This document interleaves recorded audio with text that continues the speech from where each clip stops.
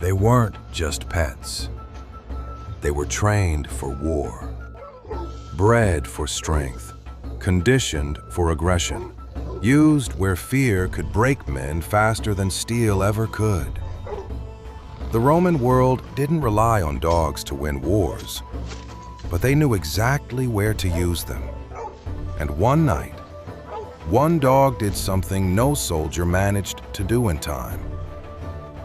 This is the story of Soter, a dog remembered for saving a city, at least according to the accounts that survived. Long before Rome dominated the Mediterranean, war dogs already existed. The most feared among them came from Epirus in northwestern Greece, the Molossians. Massive, heavy, built for intimidation as much as combat. Ancient descriptions speak of dogs large enough to knock a man off balance. Broad chest, thick neck, jaws strong enough to break bone. They weren't just guards. They were deployed, used to disrupt formations, to create panic, to break momentum at the right moment. Not as a primary weapon, but as a psychological one. Because when a line of soldiers sees something charging at them that doesn't fear death, that changes things. And the Romans? They didn't invent this. They adopted it. Like many tools of war, they took what worked and used it when needed. There are accounts, debated, not fully confirmed, that some commanders experimented with more extreme methods. But whether effective or not, one thing is clear. War dogs were never the backbone of an army. They were used sparingly, strategically, and sometimes symbolically.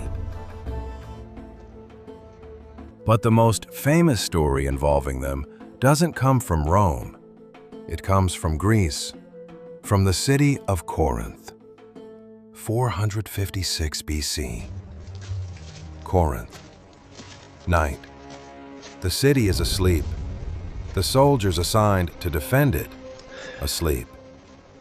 At the gates, however, something is still awake. 50 dogs. Left as a first line of warning. Not an army, not a defense, just an early signal. Then it happens, an attack. No warning fires in the distance, no horns, just movement in the dark. And then sudden violence. The invaders reach the gates before anyone inside realizes what's happening.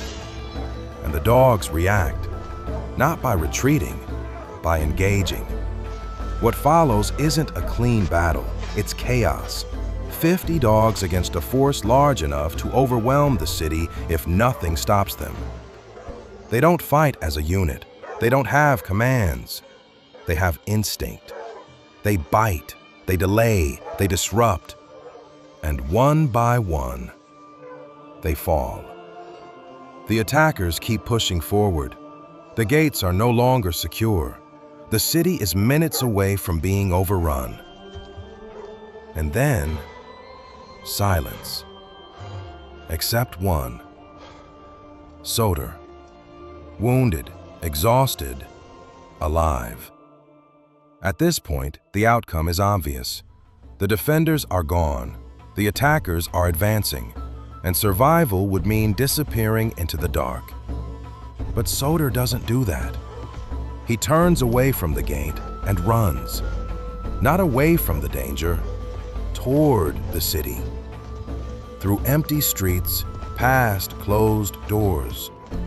Bleeding, slowing, but not stopping, until he reaches the garrison. He howls, scratches, pushes, forces a reaction, relentless, until someone wakes up, then another, then many, and suddenly, the city is no longer asleep. Soldiers arm themselves, form up, move. By the time the attackers push deeper inside, they're no longer facing silence. They're facing resistance. The invasion fails, and Corinth survives that night. According to the accounts that followed, the city did not forget. Soter was given a collar, engraved, recognized not as a weapon, but as a defender. He was fed, sheltered, allowed to live out the rest of his life under protection. And when he died, he wasn't treated like an animal. He was treated like something else.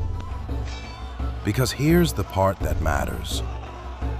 Soter didn't receive an order, no signal, no command structure. At the exact moment when retreat made the most sense, he made a different choice. 49 dogs died at the gate. They bought time. But one dog changed the outcome. Not by fighting longer, but by knowing when not to fight and when to run. Not away from the threat, but toward the only place where it could still matter. And that was enough.